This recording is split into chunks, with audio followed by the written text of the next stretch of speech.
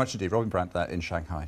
We're also joined by Professor George Yip, who's from Imperial College London Business School. Good to see you on Business Live. You were listening into that conversation from Robin, our correspondent in Shanghai.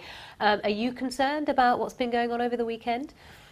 Yes, I mean, there could be some kind of trade war. I suspect the US will back down in the end, and both sides will pull back. But it's quite right that American companies are most concerned about access to the Chinese market, because there are many ways in which the Chinese government can make access difficult, take it away, impose additional restrictions.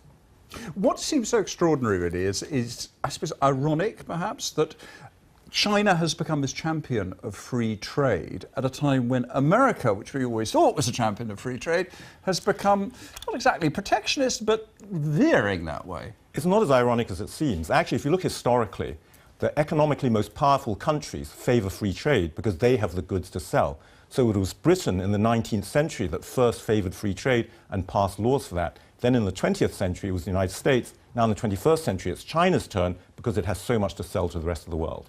But in the meantime, we've got these sort of meetings going on like we're seeing in Geneva today with this UN body coming together to try and talk about how the global economy adjusts to the environment we're in.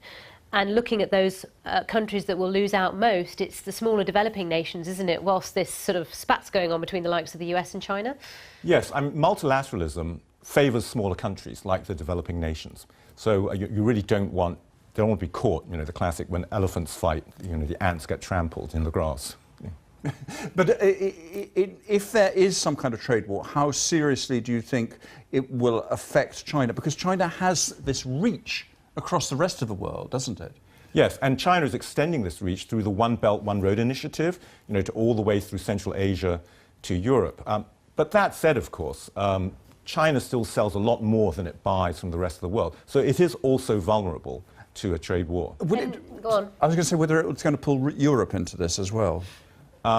It could do, but the European Union has very strong tariff barriers. It's got free trade within Europe, but strong tariff barriers with the rest of the world, as we are learning very quickly through Brexit. And also Europe's very busy trying to sort its own internal issues out, like Brexit, for example. Yes. I mean, that's very time-consuming for Europe regardless, isn't it? That's right, yes. So I think this is less of an issue for Europe. OK, George Yip, thanks very much indeed. Thanks for your time. Interesting. We'll keep an eye anyway. Obviously, we'll keep you up to date with every twist and turn.